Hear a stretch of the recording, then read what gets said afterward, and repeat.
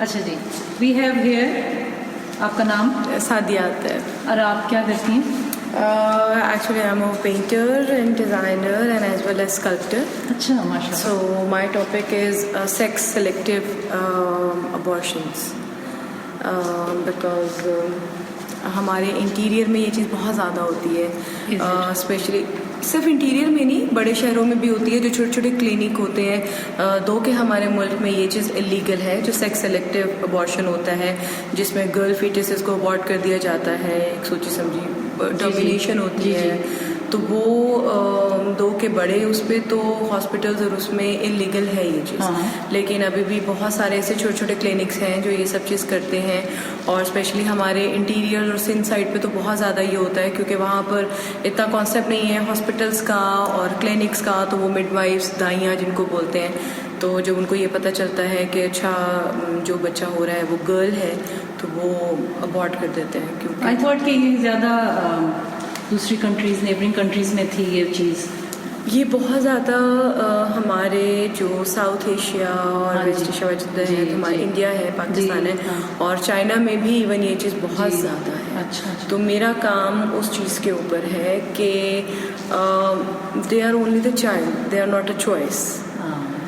If there is no girl, so there is no mother. Ultimately, there is no life, there is no nation, there is no world, and ultimately there is no boy if there is a no girl. ये सोच नहीं आती ना। My theme is on. So you are educating in this about this topic through your art, or do you do other stuff? Yes, through my art. Or we are the artists because we are artists and we just convey our message through our art. तो आप उसमें लिखती भी हैं या कुछ और, या no, art? only art. Yes, painting और sculptures. दिखाएं आप अपना आर्ट। This one is आपका? Yes, इसका टाइटल है No Girl, No Mother, Ultimately No Life. Oh, that's so true. बहुत ज़बरदस्त है। ये क्या है? किसने किया? ये रेजिन है, अंदर क्ले से स्कल्पचर्स बनाकर और फिर इनको रेजिन में किया है। बिल्कुल। और ये जो वो ड्रेप है, जो हमारा एक कॉन्सेप्ट है कफन वाला, जी, क्योंकि these are the dead girls, और ये उसको रिप्रेजेंट कर रहा है, इमोशनल और जरा intense. Yes. What is this like? और ब्लड की तरह यस, क्योंकि ये मदर वोम वही मैं कहने लगी थी रिप्रेजेंट कर रहा है, और वो एक अबॉर्शन, क्योंकि सेक्स सिलेक्टिव अबॉर्शन मेरा मेन टॉपिक है, तो ये उसको उसकी रिप्रेजेंटेशन। जबरदस्त टेक्सचर, बहुत अच्छा काम किया, और ये बड़ा इम्पोर्टेंट टॉपिक है। जो आप मेंशन कर रही थी कि ये सिर्फ कैनेडियन हाई कमिश्नर भी थी। अच्छा। उन्होंने भी मेंशन किया था, क्योंकि वो इस शराकत एनजीओ के साथ एसोसिएट है, यूएन के एम्बेसडर आए थे, उन्होंने भी बताया था कि वेस्ट में भी ये चीज़ बहुत ज़्यादा हो रही है, वुमेन्स के ऊपर जो वायलेंस होता है, डोमेस्टिक वायलेंस होता है, अब्यूज और ये सब चीज़ होती है, वेस्ट में ये चीज़ बहुत ज़्यादा है। हमें लगता है कि बहुत आज़ादी है। तो क्या बताया उन्होंने कुछ? किसी ने पूछा कि क्या वजह है? आप लोग तो बड़े एडवांस हैं, आप तो बड़े ओपन सोसाइटी कहलाती है, आप तो हर वक्त कहते हैं कि जी ये जो सब कॉन्टिनेंट या मुस्लिम सोसाइटी इक्वल समझा जाता है, वो ये चीज़ से सफ़र कर रही होती, नहीं तो अदरवाइज वही हो जाता है कि नहीं छोड़ दिया जाए, ये सब चीज़ कि उसके लिए तो एक बड़ी कलरफुल लाइफ है ना, हर चीज़ बड़ा कलरफुल है। लेकिन उसने कोट किया था कि वेस्ट में भी ये चीज़ बहुत ज़्यादा हो रही है ख़वातीन को लेकर, और बहुत सारे ऐसे केसेस सामने आते हैं, क्योंकि वो दोनों यूएन भी और जो ये कैनेडियन थी एम्बेसडर थी, ये लोग भी, इनकी भी एसोसिएशन कहीं ना कहीं शराकत एनजीओ से है। अच्छा। और वो इन्हीं चीज़ों के ऊपर डिफरेंट उस पर प्रोग्राम करते हैं। आप उनके साथ मिलकर ये जी, ये हमारा जी ये कोलैबोरेटेड काम है हमारा। जो आप कोई किसी से होंगे तो आप प्लीज़ मिलवाइएगा, पहले आप अपनी एग्जीबिशन को बताइए। और आपके ये ओवरऑल ये तो बाकी स्टूडेंट्स का काम है। अच्छा अच्छा। लेकिन ये इन्हीं टॉपिक्स को लेके है, एसिड विक्टिम्स के ऊपर किया हुआ है।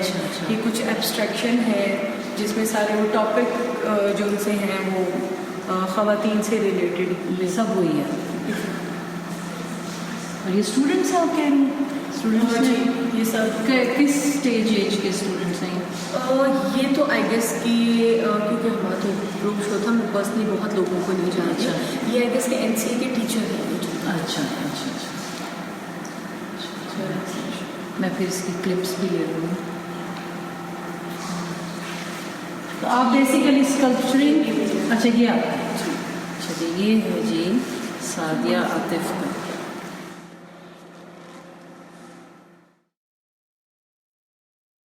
इसका कॉन्सेप्ट ये है कि जो हाथ मदर को पोर्ट्रे कर रहे हैं ना, और फ्लावर दो के वो डिफ्यूजिंग उसमें चला गया है, लेकिन वो उसके फैमिली बच्चे कि वो जस्ट लाइक एक वन फ्लावर ना, ठीक है। और why she pluck one petal and petal represent the girl fetus.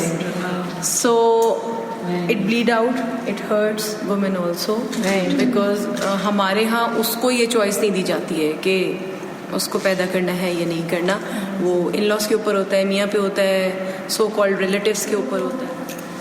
I have Sadia Atif on my Light of Pichwa conversation. She has been working in this area for how long? कितनी देर से आप काम कर रही हैं इस area में? 15-16 years. Oh wow. Yeah. Okay, so she has been in this field for 15-16 years. My name is Sadia Atif. Basically, I'm a painter, designer, or sculptrist.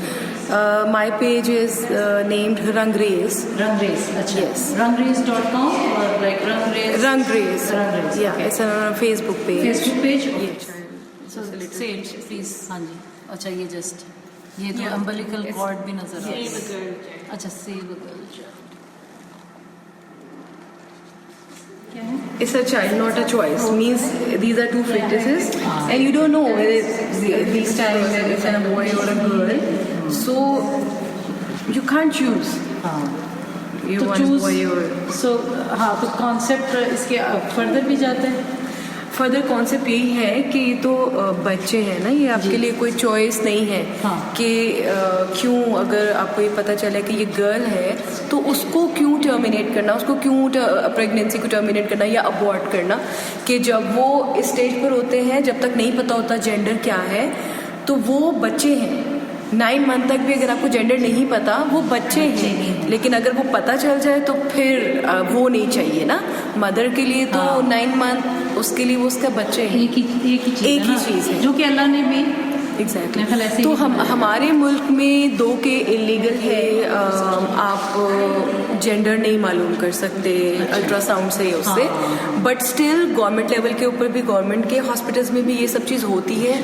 हम उसी प्रोसेस से गुजरे हैं, और हमें चाहे पूछते भी नहीं थे तो वो खुद ही से बता देती है कि अच्छा आपको पता है कि सेक्स क्या है, लड़की है या लड़का है.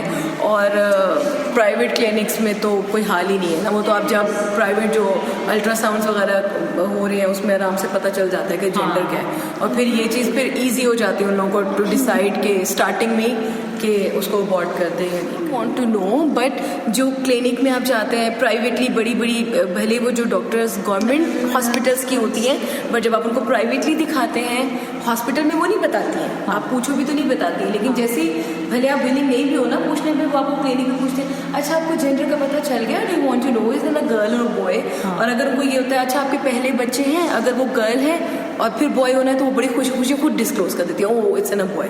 अगर आपके पास पहले ज़्यादा गर्ल्स हैं और अगली भी गर्ल है, तो कहती नहीं हमें पता नहीं चल रहा, बच्चे की पोजीशन चेंज है. ये चीज़ बहुत ज़्यादा होती है. अब हमें कि इस तरह का डिसीजन ना लें या कल को वो हमारे ऊपर कुछ ना आए.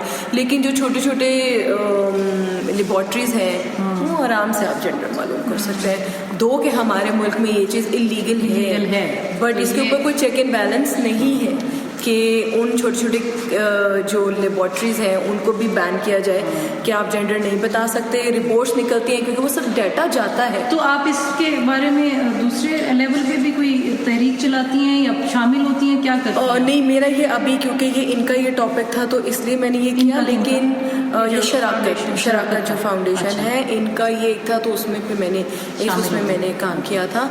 बट अभी जो उन्होंने मुझे 1-2 प्रोजेक्ट के लिए कहा है कि अगर आप इसी के ऊपर ही आप रहते हो तो फिर हमारे साथ कोलैबोरेट करो, हम इसको आगे प्लेटफॉर्म तक लेके जाएं. क्योंकि एक सेंसिटिव इशू है और इसके ऊपर नॉर्मली हम डोमेस्टिक वायलेंस और उसके ऊपर तो बात करते हैं कि ख़वातीन के साथ अच्छा कॉर्पोरेट लेवल पे ज़्यादती हो गई या घरों में मारपीट हो रही है, है, लेकिन इस चीज़ को इतना ज़्यादा हाईलाइट स्टिल नहीं किया जाता है क्योंकि सब लोगों को होता है कि आजकल के दौर में ये नहीं हो रहा, बट अगर आप फिगर्स उठाएं तो बहुत ज़्यादा हो रहा है। स्टिल होता है कि लड़के को प्रेफर किया जाता है और लड़की को नहीं किया जाता। अच्छा, एक और सवाल आपसे कि ये आप समझती हैं ना कि एक तो जो फिज़िकल और इमोशनल और वो जो सारा अब्यूज़ या वायलेंस है वो तो है ही है, लेकिन जो औरत इसमें से गुजरती है नोइंगली एंड अननोइंगली, एबॉर्शन से या टर्मिनेशन से, एक रिजेक्शन से कि तुम्हारी बॉडी में जो एक और